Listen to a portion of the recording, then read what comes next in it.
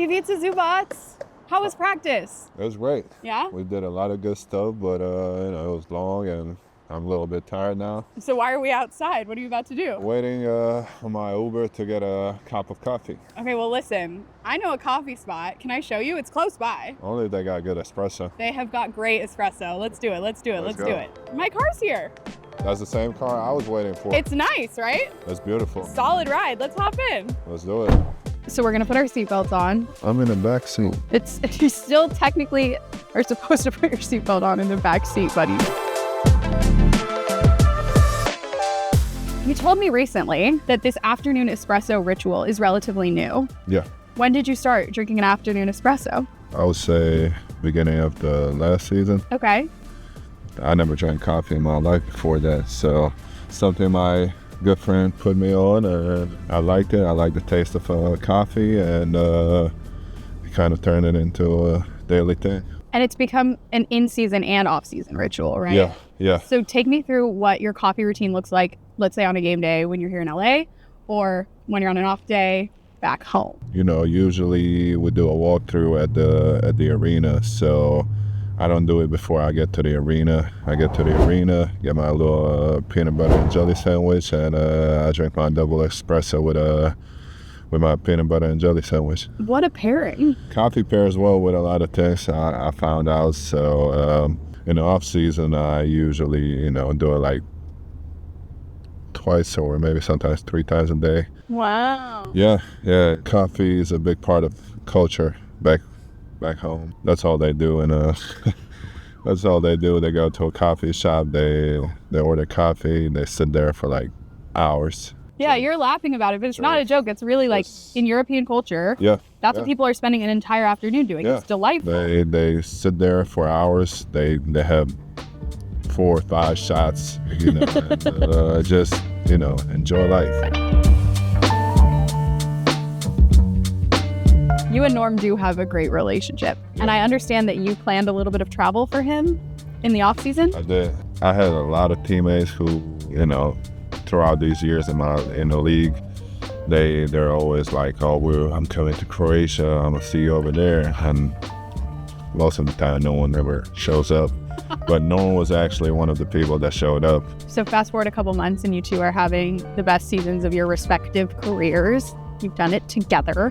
What do you make of the partnership that you guys were able to build in the early season, especially before Kawhi came back, and the success that you guys were able to build together? Guys are going to get more opportunities, more minutes, more touches, and we were ready for it for a long time. And I think Norm was ready for a long time. I was ready. So once we were put in that spot, the work shows. Could Norm make it to the espresso table? Like, would he fit in well with the crew? He thinks he's European. He said he wants to live in Europe when he retires. So I think Norm would fit in great. So unfortunately, Norm isn't with us this afternoon. You're gonna have to settle for an afternoon espresso with me. But should we go inside and do it? Let's go. Let's do it. Okay, so this is one of my favorite coffee shops in Inglewood, actually. I'm excited for you to try. I haven't had an espresso shot yet, though, so. Thank you. You're welcome. Hi, guys. How are y'all? Good? This is my friend Ivica. He loves an afternoon espresso, so we're all going to do his afternoon ritual together, I think. Back home, they say if we, when we were kids and we were drinking coffee, we're not going to grow. Really? Yeah. Okay, well then look at you. Look Good at thing you. Look. You're not wrong. Honestly, point taken. Cheers. Oh, cheers. Cheers. Ready. Amazing. That's good. Nice. That's good. That's strong. That's how I like it. There you go. So what goes into the process of making it? So coffee starts off as the seed of a cherry. So this is the coffee and how it starts. So this may be the coffee you're used to seeing, right? And so the roasting process, when you're like, what is coffee roasting? It's literally that process that takes it from this to the coffee that we all know and love, and that this is familiar, right? Like, this is what we're all used to seeing, but this is how it starts. And there's a person just like us that has to pick each of those cherries one by one, and just how intense that process is to arrive at even just what was in this 4-ounce cup. I do love to start with the smell. Can I smell it? Absolutely. You can, and if you want to get rid of these beans, or feel free to take it. It's a special one.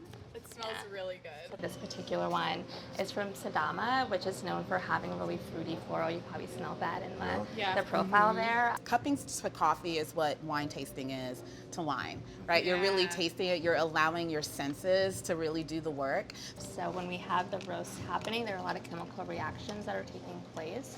One of the byproducts of that is carbon dioxide, which actually really keeps the profile. It can be more dynamic of an experience than just I'll have whatever coffee, What you guys have built is very cool. You were saying it feels European to you in here? The whole shop. I wish there was more spots like this, around the town where you can kind of sit down, relax. For me, growing up here, coffee is like a 10-minute thing. But for him, coffee is an hours-long experience with people. Like when you say, let's grab a cup, what you're saying is, yes, let's actually drink, but also let's chop it up. Let's spend time. Let's, slow down. This is fabulous. Guys, thank you so much. Cheers. Cheers. Thank you for having us. for having us. Seriously, this is amazing. Thank you for showing us everything as well. Thank you for stopping by. Sure. We'll be back.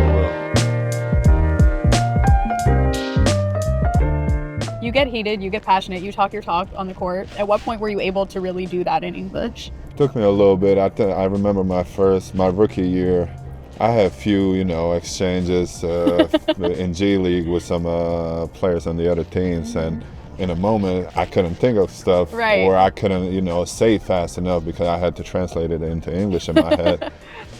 So I talked to Lou Will, and he was like, "Man, you're an NBA player. Just tell him to shut up," and that's it. And that's how I started with. Anytime someone would say something to me, I would just shut up. Shut up. I love that. And then I progressed from there. And now you have no problems. I've heard it. Yeah, no problems at all. So it's I came a long way. You've mentioned Lou Will. Tell me some more about those influences that have helped you become the player you are today. Coming into this league, for every young guy, it's very important to find a good vet.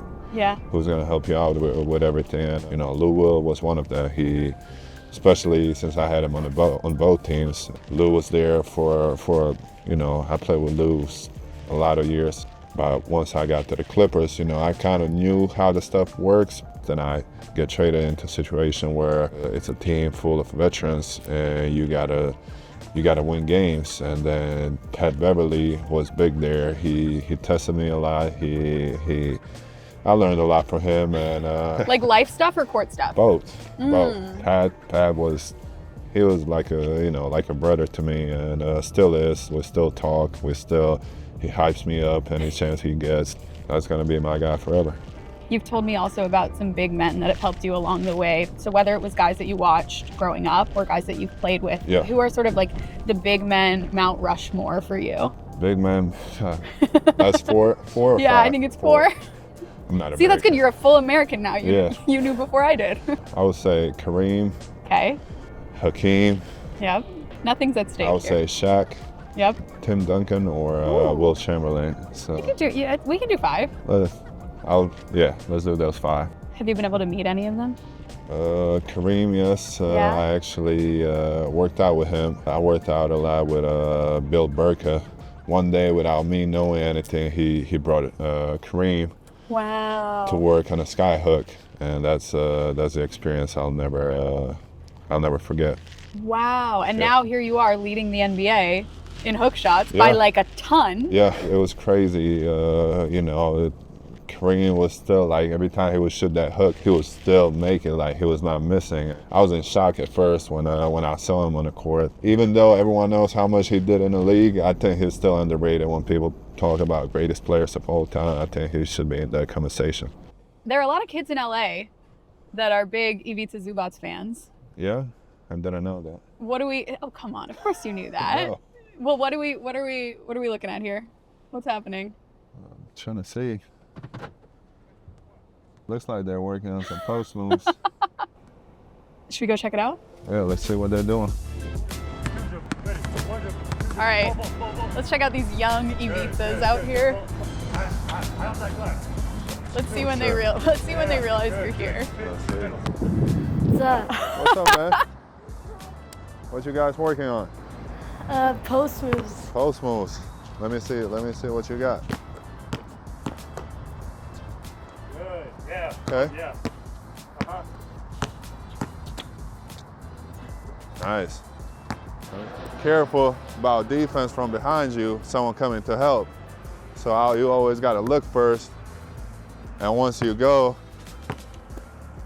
you got to protect with this arm because you might get your shot blocked by your defender. So I always try to go sideways and shoot like that. Kind of keep him on the side and protect with this arm and go straight up. Can you guys do that? Nice. There you go. Do you guys think you could get it done with Zoo defending you? Yeah. You want to try? Nice. You got that? You keep it like this. It's harder for them to, you know. There you go. It was good to meet you guys.